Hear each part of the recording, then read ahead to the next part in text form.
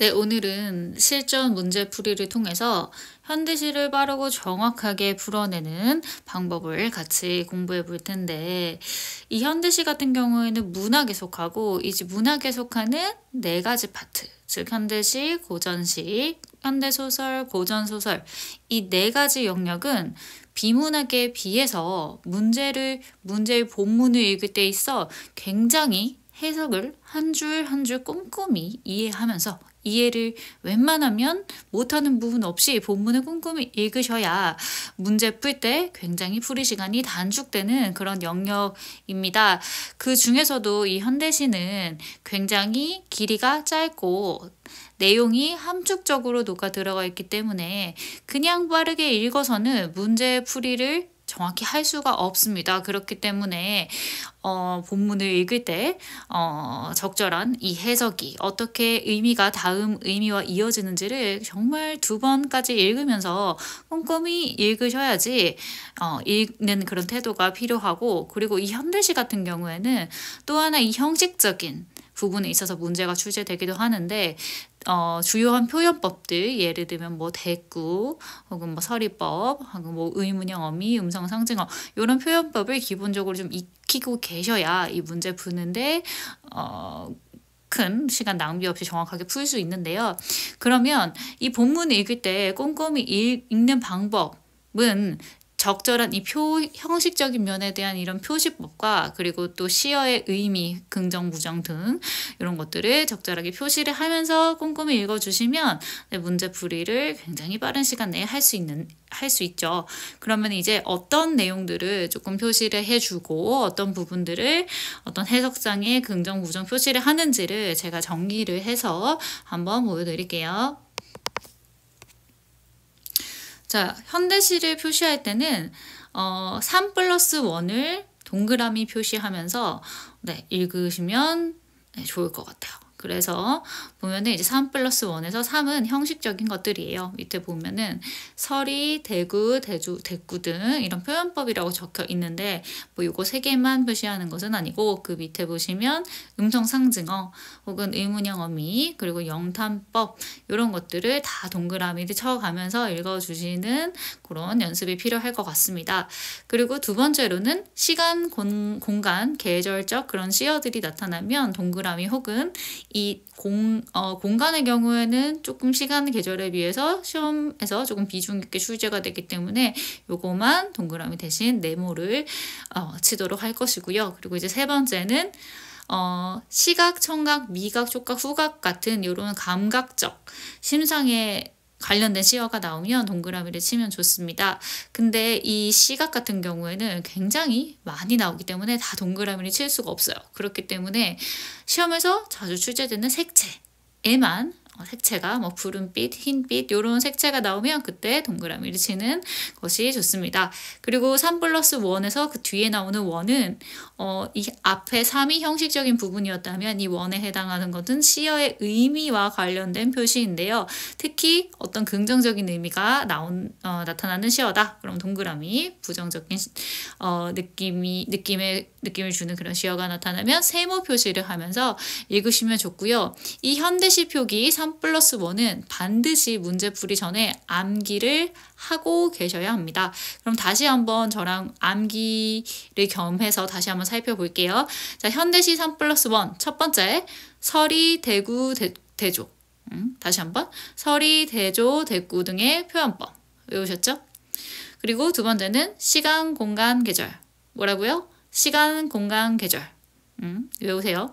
그리고 이 공간의 경우에는 동그라미가 아니고 이 공간만 네모 표시를 하는 거. 그다음에 3번째는 색채, 청각, 미각, 촉각, 후각 같은 감각적 시어들.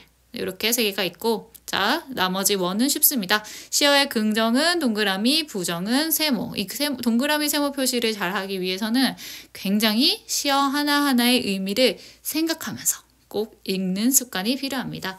그러면 실전 모의고사 문제를 통해서 한번 이 현대시 문제를 풀어볼게요. 네, 이 문제는 2020학년도 4월 교육청 모의고사 문제이고요. 제목은 이용하게 동면하는 곤충의 노래입니다. 요거를 본문을 읽을 때 다음과 같은 표시가 나오게 됩니다. 3+1을 기억하시면 네, 표시를 해볼게요. 네, 산과 들이 늙은 풍경에서 앙상한 계절을 씨름할 때. 자, 여기서는 씨름할 때가 부정적인 느낌을 주는 시어죠. 이럴 땐 씨름의 세모를 치면 좋고, 나는 흙을 뚜지고 들어왔다. 네, 여기까지 의미를 다시 곱씹어 보겠습니다. 네, 산과 들이 늙은 풍경에서 앙상한 계절을 씨름할 때 보면 지금 주어가 산과 들인데 어떤 앙상한 계절이 왔을 때 그것을 씨름한다고 했어요. 마치 이 씨름한다는 것은 사람의 감정이기 때문에 이거는 표현법 중에서 의인법에 해당하죠. 자, 제가 표현법은 동그라미를 친다고 했지만 이런 표현법이 너무 많은데 이것을 조금 흔히 나오는 표현법은 동그라미만 쳐도 무방하지만 이런 의인법과 같은 것은 조금 빈도가 조금 낮아서 시험에 나올 가능성이 높아요. 그렇기 때문에 이럴 때는 이 행 옆에 의인이라고 이렇게 짧게 두 글자로 써주시면 됩니다. 네. 산과 들이 어떤 앙상한 계절에 왔음을 씨름할 때 이 계절적 시어가 예를 들면 봄, 여름, 가을, 겨울이었다면은 동그라미를 쳤겠지만 우선은 앙상한 계절로만 나와 있어서 일단은 넘어가겠습니다. 나는 흙을 뚜지고 들어왔다. 네, 오케이. 다음, 차군 달빛을 피해 둥글 소의 앞발을 피해 나는 깊이 땅속으로 들어왔다. 네, 자, 이 피하는 대상이죠. 이 차가운 달빛, 이것은 세모를 쳐볼게요. 왜냐면 이제 무엇을 피한다는 거니까. 그 다음에 둥글소의 앞발 요거도 똑같은 구조니까 세모를 치고, 자, 이 피해가 반복이 되죠. 그럼 요거는 대꾸 표시. 대꾸 표시는 이렇게 오른쪽에서 묶어주면 충분하고요. 이 피해가 두 번 반복되기 때문에 반복의 표시로 곱하기 이렇게 저는 쳐주고 있습니다. 나는 깊이 땅속으로 들어왔다. 자, 땅속은 공간이죠. 그래서 이것은 네모 표시를 하기로 했어요. 네. 자, 멀어진 태양은 아직 검어첩첩한 의욕의 길을 더듬고 지금 태풍이 미쳐 날뛴다. 자, 검어첩첩, 이거는 색채를 나타내는 표현법이네요. 그래서 요거는 동그라미를 쳐보겠습니다. 그리고 지금 태풍이 미쳐 날뛴다. 네, 그럼 다시 읽어보면 멀어진 태양은 아직 검어첩첩한 의욕의 길을 더듬고, 그럼 이 태양은 지금 뭔가 이제 의문이 남는 그런 길을 더듬다고 했으니까 의문에 대한 것을 생각한다는 이런 시어라고 보여지네요. 일단은 지금 태풍이 미쳐 날뛴다. 지금 이 사람이 처한 이 시적 상황은 태풍이 미쳐 날뛰네요. 태풍은 약간 지금 재난의 느낌이잖아요. 이거 조금 부정적 느낌의 시어니까 세모를 칠게요. 그리고 다음, 얼어빠진 혼백들이 지온을 불러 곡성이 높다. 이렇게 지온과 같이 이런 스타 표시가 되어 있으면 요거의 의미를 파악하기 위해서는 절대 그냥 넘어가면 안 됩니다. 하단을 확인하셔야 돼요. 아이고. 자, 지온의 뜻이 하단에 뭐라고 나와 있는지 볼게요. 네, 땅의 온도라고 나와 있네요. 자, 여기 보이시죠? 지온은 땅의 온도다. 땅의 온도는 지금 저희가 표시를 하기로 한 3+1에는 딱히 해당이 되는 것은 아니기 때문에 의미만 끄덕끄덕하고 넘어가시면 돼요. 네, 그러면 얼어빠진 혼백들이 지금 얼어붙은 거죠. 근데 지온, 땅의 온도를 불러서 곡성이 높다. 네, 이 곡성이 높다. 이것은 지금 소리와 관련된, 청각과 관련된 시어네요. 그래서 이거는 동그라미를 치겠습니다. 네. 그러나 나는 내 자신의 체온에 실망한 적이 없다. 네, 여기까지 이 이연의 내용을 한번 파악을 하고 넘어가셔야 돼요. 이렇게 형식만 표시하고 넘어가시면 절대 안 되고 두 번을 읽으시면서 이게 도대체 무슨 의미를 가지고 있는지 다시 읽어볼게요. 멀어진 태양은 아직 검어첩첩한 의욕의 길을 더듬고, 태양은 뭔가 의혹을 가지고 있다. 이런 의미. 그 다음에 넘어가면 지금 상황은 뭔가 태풍이 막 미쳐 날뛰는 상황인 것 같아요. 밑에는 얼어빠진 혼백들이 땅의 온도를 불러서 곡성이 높다. 지금 얼어붙은 이런 혼백, 영혼이죠. 이게 지금 땅의 온도를 이렇게 막 부르고 있어요. 그래서 그 부르는 곡성이 높다. 그러면 이 얼어빠진 혼백들이 뭔가 이제 열을 이렇게 갈구하고 있는 상황이고 그게 곡성, 어떤 소리로 나타나고 있다는 것을 파악하시면 됩니다. 그러나 나는 내 자신의 체온에 실망한 적이 없다. 근데 이 화자인 나는 자신의 체온에 실망한 적이 없다고 하니까 지금 뭔가 혼백들이 얼어 빠져서 뭔가 그 온도를 뭔가 따뜻함을 갈구하기 위해 곡성 막 이렇게 뭔가 이제 소리를 내고 있는 상황 속에서도 이 화자는 자신의 체온에 불만족하지 않는다라는 의미로 이 실망한 적이 없다는 걸 쓴 것 같습니다. 그러면 어떻게? 자신의 체온은 화자에게 만족스러운 거 긍정의 대상이죠. 그러니까 요거는 동그라미를 치면 될 것 같고 이제 밑으로 넘어가면 자, 온갖 어둠과의 접촉에서도 생명은 빛을 더불어 사색이 너그럽고 자, 온갖 어둠과의 접촉에서도 이 어둠은 부정적 시어죠. 생명은 빛을 더불어 사색이 너그럽고 생명은 굉장히 너그럽네요. 그렇죠? 갖은 학대를 체험한 나는 갖은 학대 세무정. 갖은 학대를 겪은 나는 날카로운 무기를 장만하리라. 우선은 지금 이게 영탄적 어미죠. 이럴 때는 영탄적 어미는 느낌표를 딱 추가하시고 이렇게 라와 같이 동그라미를 쳐주시면 좋죠. 자, 갖은 학대를 체험한 나는 날카로운 무기를 장만하겠다. 뭔가 이제 대비의 태도죠. 그럼 날카로운 무기는 나를 공격하는 게 아니고 내가 나를 지키기 위한 그런 수단인 것 같습니다. 긍정적인 시어로 쓰였으니까 동그라미. 풀풀의 물색으로 평화의 의장도 꾸민다. 그리고 평화의 의장도 장만하고 꾸미고 이렇게 비슷한 의미로 이어지니까 이것도 동그라미. 그렇죠? 풀풀의 물색은 이게 색채와 관련된 것 같은 시어네요. 요거는 또 동그라미. 그렇죠? 색채는 동그라미 치기로 했으니까. 네, 이렇게 넘어가겠습니다. 지금 뭔가 어둠과 학대의 상황 속에서 날카로운 무기와 평화의 의장을 꾸미고 장만하겠다는 내용이 3년이었습니다. 넘어가면 될 것 같아요. 마지막. 얼음 풀린 냇가에 버들이 휘늘어지고 어린 종달이 파란 항공을 시험할 때면 나는 봄볕 짜듯한 땅 위에 나서리라. 자, 우선은 형식적인 거, 쉬운 거부터 이렇게 표시하시고 감탄형, 영탄형, 어미. 근데 이 얼음이 풀린, 이 얼음은 지금 얼어 빠진 혼백들이랑 의미가 조금 연결지어서 보면 얼음은 굉장히 추위를 시련고난의 의미니까 이거는 부정적 시어 세모라고 보시면 되고 얼음이 풀렸어요. 그러면은 조금 긍정적으로 반전되는 상황이다. 이렇게 생각하시면 되고 냇가의 공간이죠. 네모. 버들이 휘늘어지고 뭔가 생명이 상승이죠. 이 버들은. 어린 종다리가 파란 항공을 시험할 때면 자, 이 파란 항공은 보면은 이제 파란 항공이니까 색채죠. 그 색채니까 이렇게 색채가 의미가 이어지는 항공까지 이렇게 동그라미 치셔도 되고 그리고 또 이 파란을 시적 허용으로 보실 수도 있어요. 지금 시적 허용은 시에서만 허용되는 원래 표준어는 파란인데 뭔가 효과를 주기 위해서 파란이라고 하는 거잖아요. 그래서 요거 파란 요거는 독특한 시적 허용의 표시이기 때문에 이 시적 허용만 조금 가로 표시 저는 해주고 있거든요. 이렇게. 자, 어찌됐건 얼음이 풀려가는 이런 상황에서 나는 봄볕이 짜듯한 땅 위에 나서겠다. 자, 봄볕은 지금 봄에 뭐 볕, 따스함 이런 거고 계절적 시어니까 동그라미 칠게요. 땅 위에 나서겠다. 자, 땅 위에 요거 장수죠. 최대한 표시하실 때 이 니은과 밑줄을 가리지 않는 성에서 이렇게 바깥쪽으로 표시를 해주시는 게 좋아요. 그래야지 니은이 시험 문제 나왔을 때 니은을 찾기가 쉽거든요. 가리지가 않으니까. 그래서 땅 위에 나서겠다. 죽은 듯 눈 감은 명상. 일단 이렇게 하이픈 표시도 조금 시에서만 나오는 표현, 허용되는 표현이죠. 이거는 시적 허용. 그래서 저는 이렇게 가로, 시적 허용이니까 가로 한번 쳐볼게요.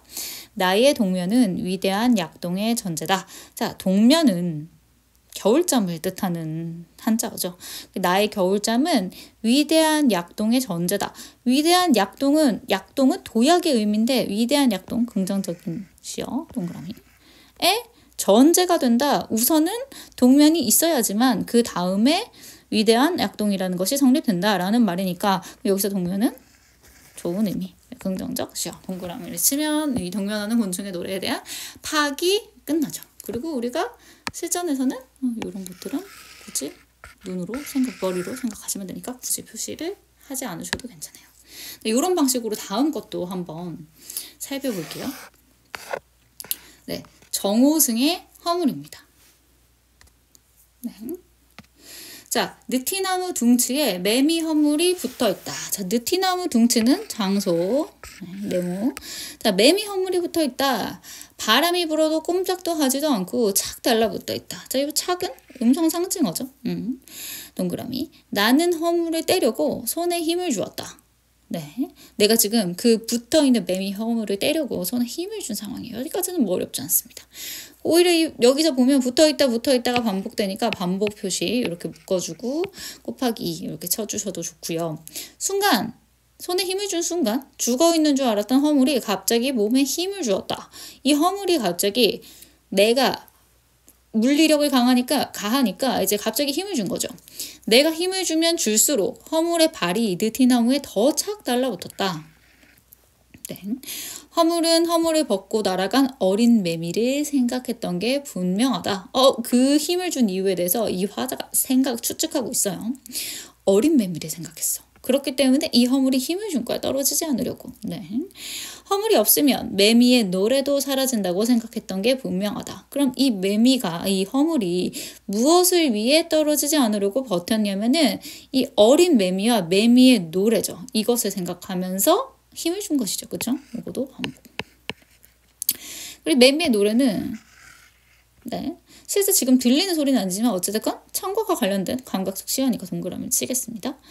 나는 떨어지지 않으려고 안간힘을 쓰는 허물의 힘에 놀라 스며시 손을 떼고 집으로 돌아와 어머니를 보았다.